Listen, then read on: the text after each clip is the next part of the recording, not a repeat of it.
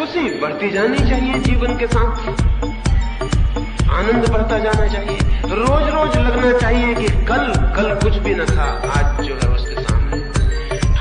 तुमने सुना होगा लोगों को कहते, और तुमने अपनी किताबों में भी ऐसे गीत पढ़े होंगे और ऐसी बातें सुनी होंगी, और तुम भी जैसे जैसे बड़ी होती जाओगी तुम्हें इस बात का अनुभव होगा, इस बात का अनुभव होगा कि बचपन में जो सुख और आनंद था वो बाद के दिनों में निरंतर कम होता जाता है। बूढ़े लोगों से पूछो, वो कहेंगे बचपन में बहुत आनंद था, और उसके बाद फिर कोई आनंद नहीं, और उनका मन होता है कि वो वापस बच्चे हो जाएं, फिर लौट जाएं बचपन में। लेकिन जिंदगी में पीछे लौटना तो असंभव है। लेकिन ये बात कि लोग कहते हैं कि बचपन बहुत आनंद का काल है, क्या अर्थ रखती है? ये देखने में बहुत अच्छी मालूम पड़ती है, ये बात बहुत गलत और बहुत खतरनाक है। इस बात का ये मतलब है कि बचपन के बाद जिंदगी रोज ज्यादा से ज्यादा दुखी होती चली जाती। होना तो चाहिए था उल्टा, होना तो ये चाहिए था कि बचपन के बाद जिंदगी रोज रोज ज्यादा खुशी और आनंद से भरती जाती, क्योंकि बचपन तो है शुरुआत। बुढ़ापे के अंतिम दिन सर्वाधिक आनंद के और शांति के और संगीत के दिन होने चाहिए थे, क्योंकि जीवन विकसित हो रहा है।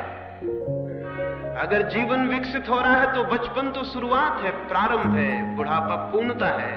तो बुढ़ापे में आनंद, बुढ़ापे में उपलब्धि, बुढ़ापे में ऐसा लगना चाहिए था कि हम जीवन जिए और हमने कुछ पाया।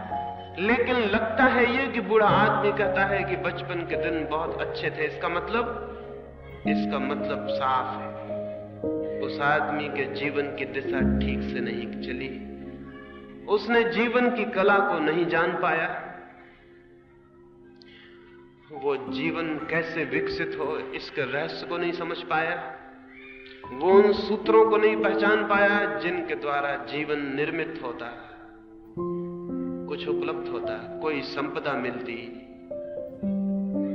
लेकिन ये सबके साथ सच है, तुम अभी छोटी हो, लेकिन तुम्हें अभी भी इस बात की खबर मिलनी शुरू हो गई होगी कि बचपन के दिन अच्छे थे।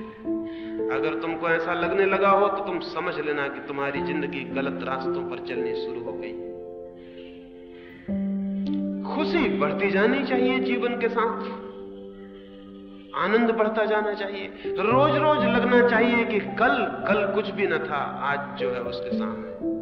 हर दिन जब आए नया दिन तो वो और बड़ी खुशी और बड़ा संगीत और बड़ा सौभाग्य लेकर आना चाहिए। तभी तुम समझना कि तुम्हारा जीवन ठीक दिशा में चल रहा है। नहीं तो जीवन तो एक पतन हो गया। बचपन में थी खुशी और बुढ़ापे में दुख, तो जीवन तो एक पतन हो गया, विकास नहीं, नीचे गिरना हो गया, ऊपर उठना नहीं। ये तो बड़ी आश्चर्य की बात है, और ये इतनी आश्चर्य की बात भी हमें दिखाई नहीं पड़ती है। पहली बात, जीवन केवल उनको मिलता है, जीवन के आनंद को केवल वे ही उपलब्ध होते हैं जो जीवन की कला को, आर्ट ऑफ लिविंग को सीख पाते हैं। तो ही सार्थकता मिलती है, और नहीं तो सब व्यर्थ हो जाता है। मनुष्य पैदा तो बहुत होते हैं, लेकिन जीवन को बहुत थोड़े से लोग जान पाते हैं।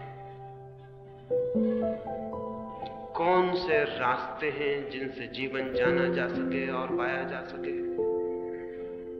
पहली बात, बिल्कुल आधार में, बुनियाद में जो बात जाननी जरूरी है वो ये, जो मैंने जड़ों के संबंध में कही।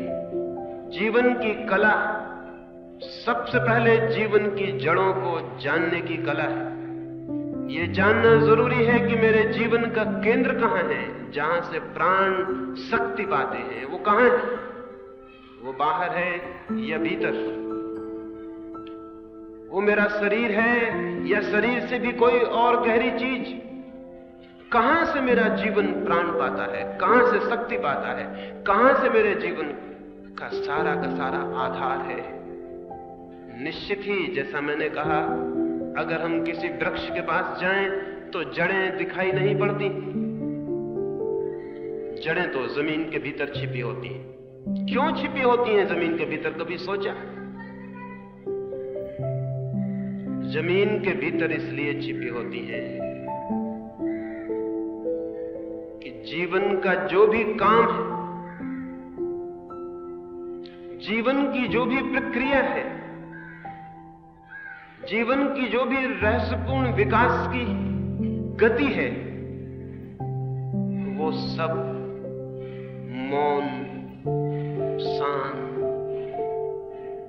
एकांत में कार्य करती है। अगर हम किसी आदमी को 10-5 दिन न सोने दें, वो पागल हो जाए। क्यों? क्योंकि जीवन की जो भी गति थी, स्वास्थ्य का जो भी क्रम था, वो सब नींद में काम करता था। जब आदमी सोया हुआ था, तब उसके सारे प्राण काम में संलग्न हो जाते थे।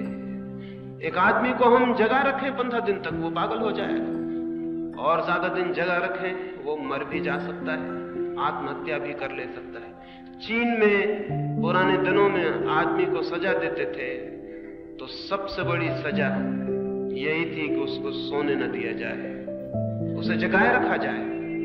2 सिपाही खड़े रहेंगे 24 घंटे और उसको जगाते रहेंगे, उसको खीलियों से छेदते रहेंगे ताकि वो सो न पाए। और 2-4 दिन के भीतर ही वो इतनी असह्य पीड़ा अनुभव करने लगता था, चिल्लाने लगता था, पागल हो जाता था, सिर दीवारों से फोड़ने लगता था। मौत से भी ज्यादा पीड़ा उसे झेलनी पड़ती थी। क्या हो गई तकलीफ? तकलीफ ये हो गई कि जीवन की शक्तियां जो काम करती थी, जिनसे रोज रोज ताकत मिलती थी, जिनसे रोज रोज बल मिलता था, रोज रोज थकान मिट जाती थी, वो काम करना उन्होंने बंद कर दिया। क्योंकि उनके काम करने के लिए जरूरी था कि सब मौन हो जाए, शांत हो जाए, चुप हो जाए, सब सो जाए। उस अंधेरे में, उस मौन में, उस साइलेंस में वे शक्तियां अपना काम करती हैं। बच्चा मां के पेट में बड़ा होता है, दिखाई नहीं पड़ता, अदृश्य। जड़ें जमीन के भीतर छिपी होती हैं, दिखाई नहीं पड़ती हैं और काम करती रहती हैं। हमारे शरीर में 24 घंटे जीवन काम कर रहा है, हमें पता भी नहीं चलता। खून बह रहा है, हड्डियां बन रही हैं, मांस बन रहा है। तुमने खाना खा लिया है, अंधेरे में जाके पच रहा है, खून बन रहा है, मांस बन रहा है। सारा जीवन अंधेरे में मौन काम कर रहा है। एक एक आदमी के शरीर के भीतर इतनी बड़ी फैक्ट्री काम कर रही है कि अगर वो शोरगुल करे तो दुनिया में जीना मुश्किल हो जाए। अब तक आदमी कोई फैक्ट्री नहीं बना सका जिसमें रोटी से खून बन सके, जिसमें हम रोटी डालें और खून तैयार हो जाए, जिसमें हम घास डालें और दूध बन जाए, जिसमें हम कुछ चीजें डाल दें और हड्डियां तैयार हो जाएं। अब तक हम तैयार नहीं कर पाए। हम नहीं तैयार कर पाएंगे, क्योंकि जो भी हम तैयार करेंगे वो इतना ऊपर और साफ होगा। और जिंदगी के काम के लिए इतना चुप, इतना मौन, इतनी सीक्रेसी चाहिए, इतनी गुप्तता चाहिए कि उसका किसी को पता भी ना चले। तुम्हें शायद ये भी पता नहीं कि सारे जगत में तुम्हें जहां भी जीवन काम करता हुआ दिखाई पड़ रहा है, उसे चाहे जीवन कहो, चाहे परमात्मा कहो, वो बिल्कुल मौन और अंधेरे में खड़ा हुआ काम कर रहा है। लोग कहते हैं परमात्मा कहां है? वे परमात्मा को सामने देखना चाहते हैं। छोड़ दें परमात्मा को, पूछें किसी से जीवन कहां है, तो जीवन भी कहीं खोजने से न मिलेगा। जीवन भी मौन, जड़ों में, अंधेरे में काम कर रहा है, चुपचाप। उसी जीवन से सारे पौधे पैदा होते हैं, पशु और पक्षी और मनुष्य और चांद और तारे। उसी जीवन की अंधेरे में छिपी हुई प्रक्रियाओं से सब कुछ पैदा हो रहा है। लेकिन नासमझी में ये हो सकता है कि हम मान लें कि जो दरख्त दिखाई पड़ रहा है ऊपर जमीन के, वही सच है। भीतर छिपी हुई जड़ें है ही नहीं, क्योंकि दिखाई नहीं पड़ती। जो नहीं दिखाई पड़ता वो नहीं है। अगर हम ये तर्क हमारे ख्याल में हो, जो हम सबके ख्याल में है, जो दिखाई पड़ता है वो है, जो नहीं दिखाई पड़ता वो नहीं है। अगर ये ख्याल हमारे ऊपर आ जाए तो फिर हम जड़ों की फिक्र छोड़ देंगे, पौधों की, पत्तों की फिक्र करेंगे, शाखाओं की फिक्र करेंगे। क्या ये पौधा बहुत दिन जिएगा? और अगर जिएगा भी तो रोज रोज कुम्हलाता जाएगा, रोज रोज इसकी हरियाली कम होती जाएगी, रोज रोज इसमें फूल आने कम होते चले जाएंगे। एक दिन ये पौधा मर जाएगा। अगर पौधा कुम्हलाने लगेगा तो हम समझ जाएंगे कि कोई भूल हो रही, लेकिन आदमी रोज रोज कुम्हलाता जाता है और हम नहीं समझ पाते कि कोई भूल हो रही। और आदमी रोज रोज दुखी और उदास होता चला जाता है और हम नहीं पहचान पाते कि कोई भूल हो रही। एक भूल हो रही है, हम आदमी की जड़ों को भूल गए हैं। हम आदमी के भीतर जो अदृश्य जीवन की शक्तियां हैं उनका हमें कोई स्मरण नहीं, उनका हमें विस्मरण हो गया है, उनकी हमें कोई याद नहीं। जीवन की कला में जीवन की जड़ों को खोजना पहली बात है। निश्चित ही जड़ें भीतर हैं, क्योंकि वहीं से सब विकसित होता है। हमारा प्रेम कहां से विकसित होता है? कभी तुमने सोचा? हमारा चिंतन कहां से जन्मता है? तुमने कभी सोचा? हमारी सारी शक्ति कहां से आती है? कभी तुमने ख्याल किया? भीतर से। एक दिन अचानक हमारे भीतर विचार का जन्म होता है, प्रेम का जन्म होता है। हमारे भीतर से कुछ उठता है और बाहर की तरफ फैलता चला जाता है।